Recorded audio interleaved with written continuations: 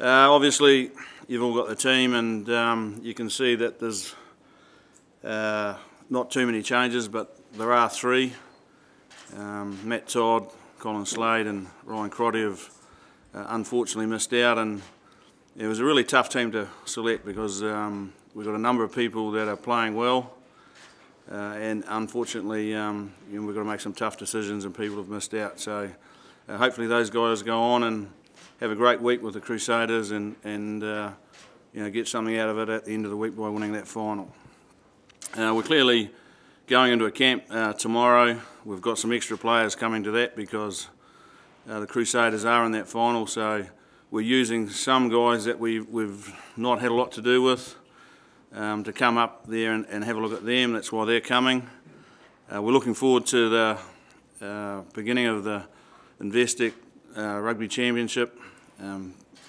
2 games against Australia for the Bledisloe Cup, which is probably the second most important trophy that we play for outside of the Rugby World Cup. And important that we play well.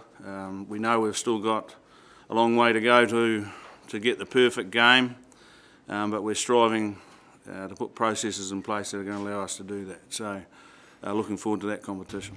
Did you give those 3 guys a call, and what did you say to them?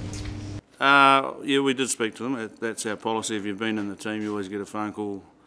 It's not an easy phone call, and it's not one that they want to sit on the end of and have a big happy chappy phone message. But they got clear messages on what they have to do and where they sit, and it's not a phone message that you want to be giving to the media. It's personal, but they know where they sit, and yeah, there was a phone call. Did you sweat wrong on the decision between Matt Todd and Sam Flynn? Yeah, we did. But in the past, if people have been injured and played as well as Sammy has played, we've always supported them. We've got a philosophy that you can't lose any ground when you're injured. You lose the ground when you're on the playing field, and he's worked hard to get back. He's had a game last week, and we expect him to be playing well when he gets his opportunity. But again, Matty's been in and around the group even since 2011 and playing particularly well. But you can only pick as many people as you can pick, and unfortunately he's missed out. But I'm sure he'll get another opportunity. Open side flankers get injured most weeks, so he'll get a go, I'm sure, at some stage during the year. What did Stephen do to get himself back in? Well, Victor Vito hurt his neck, so we've got to bring somebody. Victor hasn't been considered because of that, and we need another blindside flanker to take that role. So Stephen's a logical guy. He's played particularly well for the Blues after missing out, and has come back in and during the the June series and trained well and looks a different athlete. So we're expecting him to come back in and continue that progress. Has his attitude changed down here at the camp? You got a bit of a flogging on that last day. Is it an attitude thing that's changed for him, or? Oh, it's a fitness thing that's changed. I guess that's set by his attitude, yeah. How fit is he? Fitter than you and me.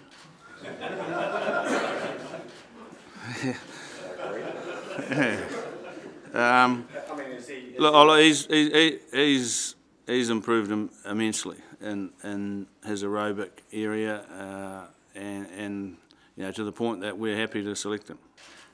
He's back where he should be, and then by his own admission, he knows that he went into the super competition not as well as he should have, and paid the price for that.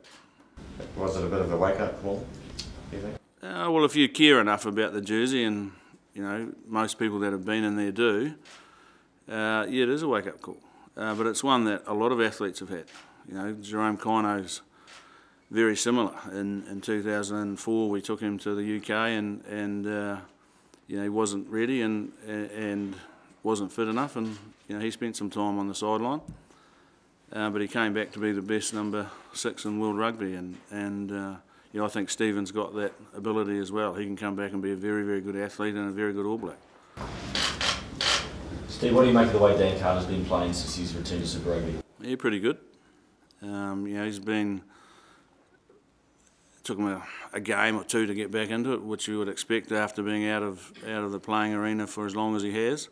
But the pleasing thing is he looks really sharp His body's allowing him to do the things that we'd expect him to be able to do, and he wants to be able to do.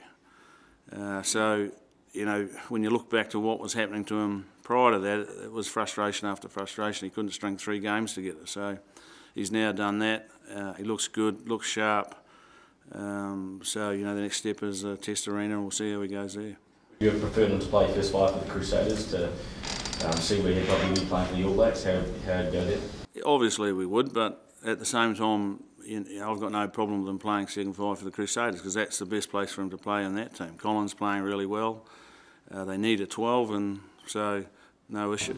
Same comments apply to Richie McCaw playing at blindside instead of centre? Probably not.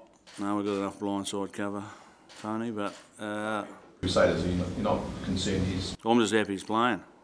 And after the way he played, I'm sure everybody in Christchurch is too. You know, the performance of their 3 loose forwards on Saturday night was outstanding. I thought Matt Todd was brilliant.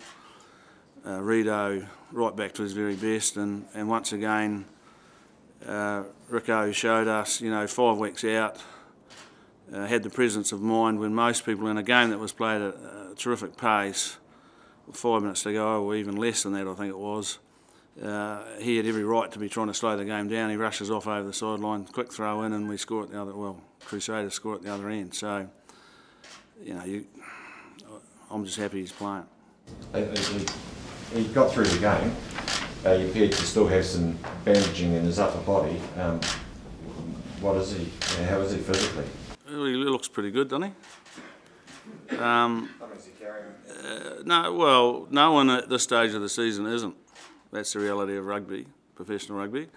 He's just come off a broken rib, so I'm picking he's got it protected, because after only 6 weeks it's not fully healed. But you know, he's fine. He played like he's fine, and he hasn't mentioned it to me since then. So we had a chat yesterday, and he sounded pretty perky. So where is the Aussie game in your eyes at the moment then? Where's the Australian team? I think they've improved immensely. I think their culture's improved. They're trying to play a game that suits their style. I think they've got some fantastic players in, you know, 2 or 3 positions that are, you know, getting close to being world class if they're not already world class. So they've got some dangerous athletes, and you know, we'll have to respect them immensely and prepare well.